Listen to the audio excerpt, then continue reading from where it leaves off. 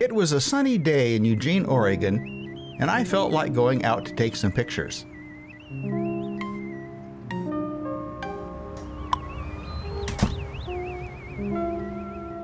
My photographs are often places in search of their story.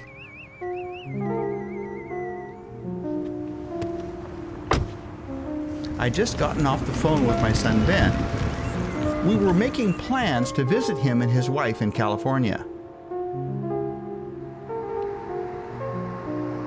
I figured I'd drive over to Springfield. A few days before, I received an interesting email. It began, "Dear Mr. Craig Hickman, your KidPix software changed my life." It was from artist Jeffrey Allen Scudder. He wanted to visit my studio and meet with me. It seemed like an opportunity to think. And I hadn't thought hard about KidPix in a long time. This year was its 30th anniversary. My younger son Arthur had this tattoo of the undo guy put on his arm. I wondered why Jeffrey was still so interested. When Jeffrey arrived, he was excited to see the original self-published KidPix from 1990.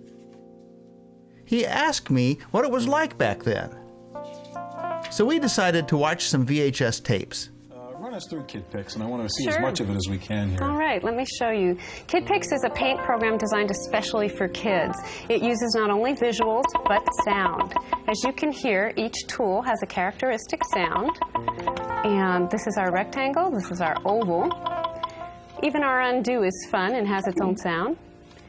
And there are some real fun effects you can have clearing your screen. This one's firecracker.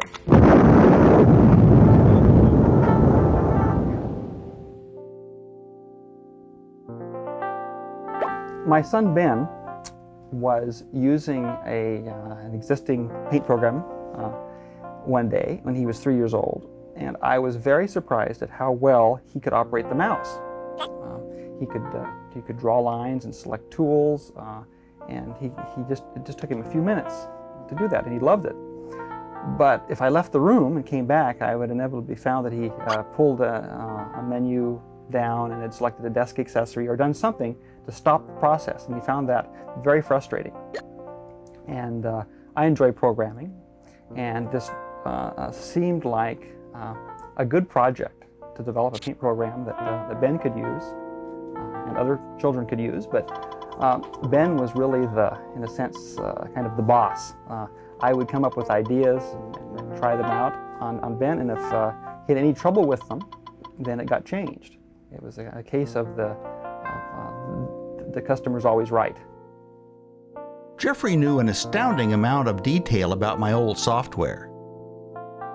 But he didn't know about this charming dog I made when I was just starting out. I showed him my favorite newspaper and magazine reviews and clippings. I wanted to write the program so it was fun to explore. So even if you didn't know how to use it, you had some reason to try things. And also, you knew that if you tried something, you wouldn't end up in some place you couldn't get out of. Then he started to have fun. This one is kind of just wrecks things. It kind of just goes around and fuzzes things up.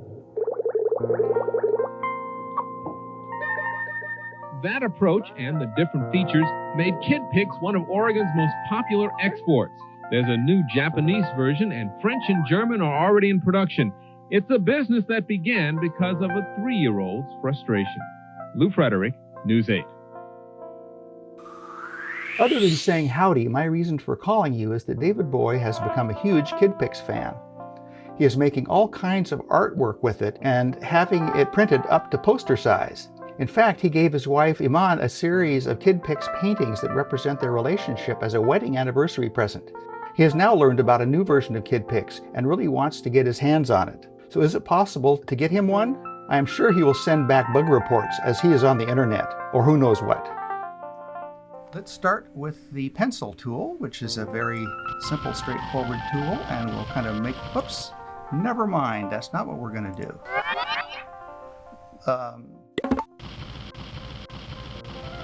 Jeffrey wanted to know if I had thought of KidPix itself as an artwork.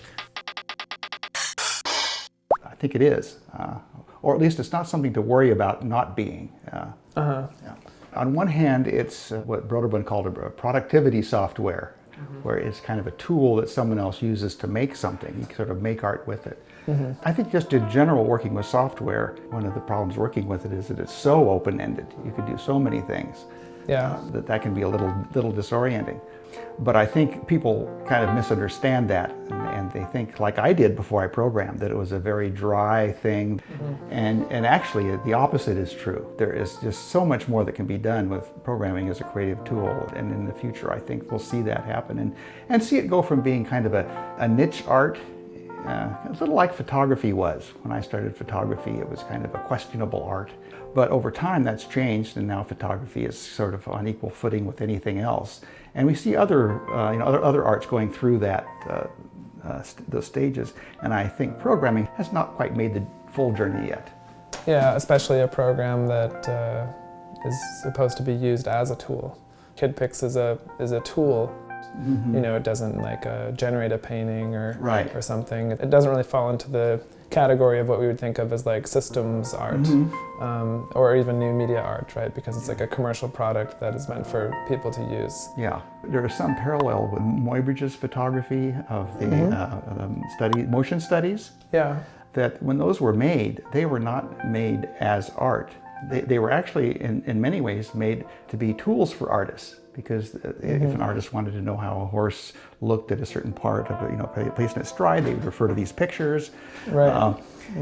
But over time, that work you'll find now in art museums. So that kind of technical thing that seemed like a technical thing at first ended up really being art. What meaning do you think that KidPix has culturally? I wanted it to kind of expand people's idea of what, say, a drawing program could do, or what a computer could add to that. Because at that time, people who wrote computer software, and especially paint programs, were often very apologetic about it being on a computer, and they always gave it names that referred to painting. Even the name paint program, because it isn't really paint. I sort of wanted people to have a positive experience. I suppose if there's anything I wanted, actually, was just to do something with the computer that gave people a positive experience. They walked away and felt maybe their life was a little more interesting now than it was before they started. So, yeah. At least for me, it certainly changed the way that I looked at drawing and thought about what drawing was for. Often when I'm drawing with a pencil or a traditional media, I'll think about ways to make drawing fun or ways to make it more exciting for me. And so I'll come up with a lot of the sort of KidPix idioms in my head. Like when I make a mark, I'll make a sound in my head or with my mouth to sort of draw the mark or something like that. And so one thing that always really excited me about KidPix is that the meaning of what I was doing was just using the software. Like it didn't really matter what I made in the program. It just wasn't really about the results. It was all about just the fun that I was having, just playing around and stuff. That was my experience with my children and other children, is that they enjoyed making things, and if the parent put the picture up on the refrigerator, that was nice, but that was not why they were making the picture. They were making the picture to make the picture. And I think also to start to see things differently, because if the program isn't really about leaving with some physical picture, then I think it's more about leaving with a mental picture, leaving with the idea that it's just fun to play with images. And you really created, I think, a beautiful system for playing with images. Oh, thank you. I was eager to see some of Jeffrey's paint software. I noticed he had a camera and lots of little objects. He made graphics on the screen and used a marker to draw underneath.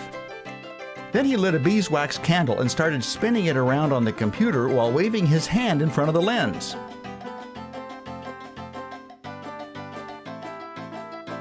Jeffrey drew simple shapes which became colorful brushes, and twisted the picture around to draw in reverse.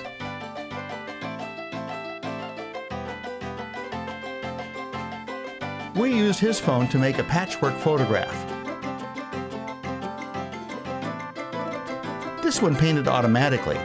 If you didn't like it, you could say no, and it would paint something else. He picked up a game controller and started giving me a slideshow of digital paintings. I learned that most of them were made using his phone. I hadn't seen pictures like this before. They had a unique and unusual beauty to them. He put my son Ben and me in one of his paintings. My tribute to KidPix, Jeffrey said. That's his photo over there in the corner. All the zooming was making me dizzy. Then he started twisting a bunch of knobs and developing a glowing yellow face made out of colored dots.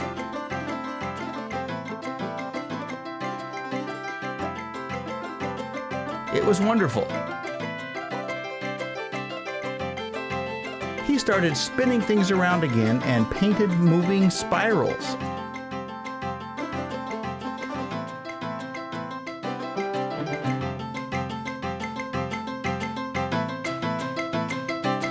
Wow. That's just beautiful. Gee. Thanks. And let's go a little faster. He talked about his traveling and lecturing overseas and shared perceptive theories that inspired him. One of them had to do with these loops of strings. The ideas were unique and idiosyncratic. So people must kind of ask you to characterize what you do. And what do you say? I'm like Joseph Boyce, who grew up on KidPix, basically. I'm really interested in education and and these systems of play. Sometimes I'll even talk about how, of course I was inspired by a lot of software when I was growing up. Even just playing Mario, for example. If we think about for a second, Craig, like what is a paint program? Like what does it mean? How is that category kind of defined? And it's really a program for making images or manipulating images with some limitations, right? So we were talking once before how if you make something in KidPix and show it to someone and they know what KidPix is, they're probably going to notice that it was made in KidPix. There's all kinds of evidence in the image, right? Now, of course, if you take screenshots of Mario, you'll think of it as being an image of Mario. But you can still make images in Mario, right? Mario is still a way of manipulating graphics on the screen and configuring images in a certain way. It's just that the rules are different. So I kind of think about paint software as being this really broad sort of category. It doesn't really answer the question of how I really describe my work to people, but when people say, oh, you make paint software, I try to just expand their idea of maybe what the paint software actually is.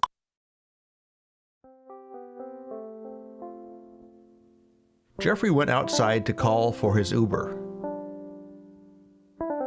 So I showed him my RGB porch light. It had been a long day, but we kept on going for a bit.